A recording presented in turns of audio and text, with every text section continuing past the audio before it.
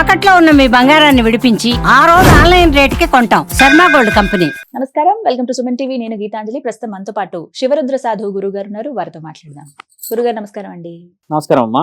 ప్రేక్షకులు కామెంట్స్ రూపంలో కొన్ని ప్రశ్నలు అడుగుతూ ఉంటారు. అందులో ఈ మధ్య బాగా వైరల్ అయింది ఏంటంటే కొన్ని ఆహార పదార్థాలు మనం అసలు తీసుకోకూడదు, అవి నిషిద్ధం అని చెప్తున్నారు. అందులో ఒకటి జున్ను అండి. జున్ను ఎందుకు తింటున్నారు? అసలు తినకూడదు అంటున్నారు. నిజంగా జున్ను తినకూడదా అండి? తింటే ఏమవుతుంది? జున్ను అనే విషయం వచ్చేసరికి మనం తెలుసుకోవాల్సిన విషయం. ఆవు దగ్గరికి మళ్ళీ వస్తాను. మొదట నా తల్లి ఆడపిల్లల దగ్గరకు వస్తాను. 9 నెలలు గర్భం దాల్చగానే రక్తపు మాంసపు ముద్దలని బిడ్డకి పెడుతూ ఉంటది కడుపులో. అంటే ఈ 9 నెలలు ఋతుచక్రం ఉండదు. ఈ రక్తమే ఈ బిడ్డకి ఆహారం. ముఖ్యంగా ఇక్కడ అవుతుంది ఋతుచక్రం. 9 నెలలు వాళ్ళకి ఈ రక్తస్రావం కాదు.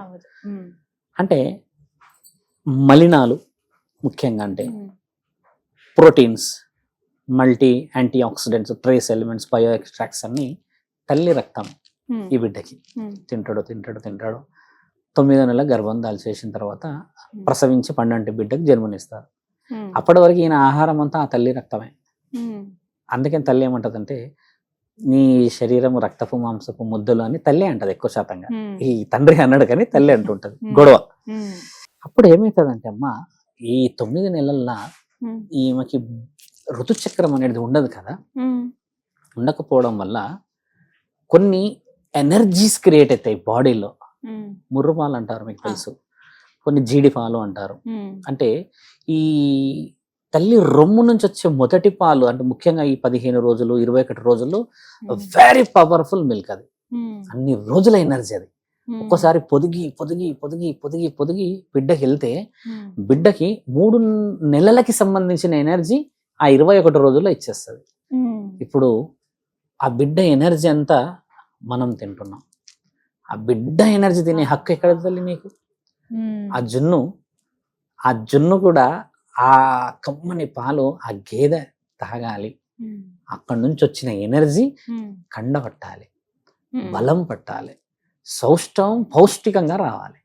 అది తినే హక్కు మనకి ఎక్కడదంటే ఆవు, గోవు, గోమాత ఎన్నో శక్తులని మనకి ఇస్తుంది కదా.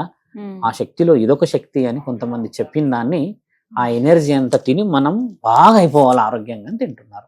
ఇదే వెరీ సైన్స్.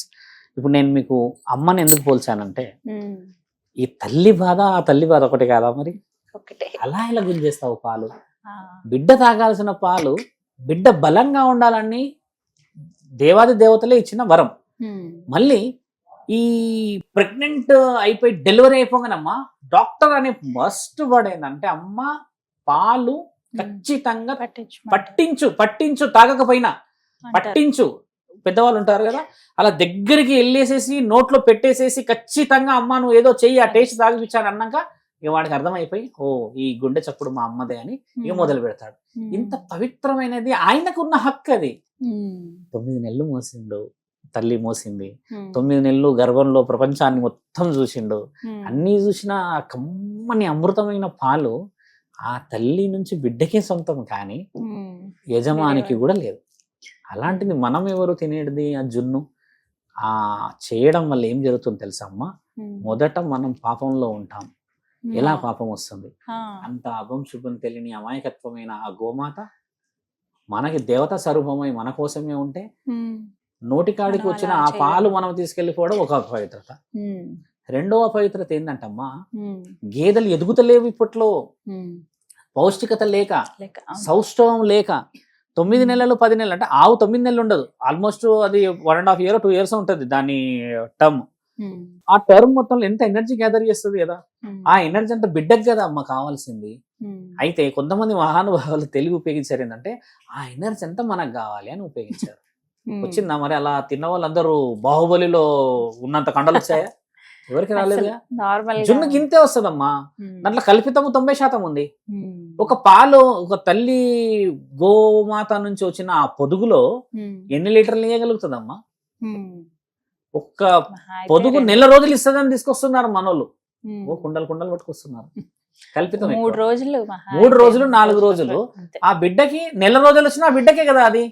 ఇంతటి సృష్టి రహస్యము తల్లి బిడ్డల నుంచి వచ్చిన పవిత్ర పవిత్రమైన పరమాత్ముడి ఆ ఆలోచన ముఖ్యంగా సౌష్ఠవం దెబ్బతినడానికి మనకు అదైతుంది. ఇది తాగడం వల్ల ఏమైతే తెలుసా అమ్మ, మేజర్గా మనకు తెలవాలి, బిడ్డకి శ్వాసకోశ సంబంధించిన వ్యాధులు రావు. లంగ్స్ ప్యూరిఫికేషన్ అవుతుంది వెరీ హీట్ మిల్క్ తోని. అంటే దాంట్లో అంతా మల్టీ యాంటీ ఆక్సిడెంట్స్ ఉంటాయి. దానివల్ల బిడ్డ ఏమవుతాడు, హెవీగా ఎనర్జీని అందుకొని సివియర్ గా మోషన్స్ అవుతాయి. మీరు గమనించండి, ఫస్ట్ 3-4 రోజులు లోపల ఉన్న చెత్త వెళ్ళిపోతుంది. ఇప్పుడు మోషన్స్ కావడానికి మనం ఏవో సపోర్టివ్స్ అని పెడుతున్నాము, ఇంకేదేదో చేస్తున్నాము. అంటే ఫాల్ట్ అనేది మనం చేసుకుంది, భగవంతుడే తీయలేడు. భగవంతుడు ఒకటే మాట అన్నాడు, ఎక్కడి నుంచి వచ్చింది దాని దారి ఆయనే. అంతవరకు నీట్ గా ఇచ్చిన దాన్ని తప్పించుకున్నంత మనమే. ఇప్పుడు ఆ జున్ను మీకు ఇప్పుడు ఒక యాంకర్ పొజిషన్ లో ఉన్నారు కాబట్టమ్మా, జున్ను అయితే అందరు తినవచ్చు, దాంట్లో చక్కెర కల్పిస్తారు, తీయగా ఉంటుందని కదమ్మా. జున్ను అంతరార్థం ఒక తల్లి యొక్క బాధ అని మరి ఎంతమందికి గమనించాలి ఈరోజు. అది చాలా ముఖ్యమైన, అలా తీయకూడదు కూడా, ఎక్కడా లేదు ఇంతవరకు, నేనైతే తినలేదు ఎక్కడా కూడా. అలాంటి సందర్భం ఎప్పటికీ రాకూడదమ్మా. ఇప్పుడు నీ బిడ్డకి నీకు అంత ప్రేమ ఉన్నది, నీ బిడ్డ గురించి అంత ఆలోచిస్తే మరి ఆ ఆవుకి బిడ్డకి అంత ప్రేమ ఉండదా అమ్మా? అయ్యో, ఆ విలువలు మనం పొడగొట్టకూడదు. మీరు ఆవుని ఇలా అని చూడండి అమ్మా, ఎప్పుడైనా గమనించండి. నువ్వు ఇలా అనేసి ఊరికే ఏంది అనేది తలకాయ పెట్టు, దాని ముఖం తీసుకొచ్చి నీ మూతిలో పెడుతుంది, పెట్టి ఇక్కడ అనమంటది.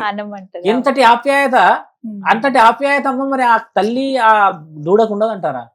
మానవ శరీరానికి మనకి అంత ముద్దుగా ఉంటాయి ఆ ఏర్పాటు ఎలా ఉంటాయి, చిన్న దూడలు ఎలా ఉంటాయి చూసారమ్మా. అది నువ్వు పడుకుంటే నీ భుజం మీద కూర్చుంటాయి, నువ్వు ఎటు తీసుకుపోతే నీ ఏనుకొస్తాయి. అంటే సర్వస్వం నీవే అయితే దాన్ని తింటూ ఉన్నావు. జొన్న తినకూడదు, అది నాకు తెలిసి పాపం. అది జొన్న తినడం అంటే ఒక విధంగా పిండం తిన్నట్టే. అంటే ఆలోచించండి మీరు, తప్పు కదా. ధర్మాన్ని కాపాడాలి మనందరం, సాధువులని, సంతులని, పురోహితులని, అఘోరాలని, నాగసాధులు అడిగి తెలుసుకోవాలి అంతరార్థం. ఏదో చెప్పారు కదా, ఏదో తినేసాం కదా అని చెప్పేసి తినేసి అయిపోతుందమ్మా. మెంతం కూర, సోయి కూర తిన్నా పుణ్యమే. ఎందుకు తినము అవి? క్యారెట్ తినమంటారు, మరి ఎందుకు తినము అవి? బీట్రూట్ అంటారు, ఎందుకు తినమన్నావు అవి? అవి తినకూడదు అని చెప్పేసి ఎవరు చెప్పారు? మనకి రుచి అనేది ఏది ఉంటుందో అదే తింటాం మనం. మన వాళ్ళని చెయ్యమని చెప్పండి, ఆ బోటి మంచిగా చాలాసేపు ఫ్రై చేస్తారు. అలా చేయకూడదు. ధర్మం కాపాడాలి తల్లి. ఆవుని ఇబ్బంది పెట్టకండి మా అమ్మ. చక్కగా నమస్కారం. నమస్కారం తల్లి.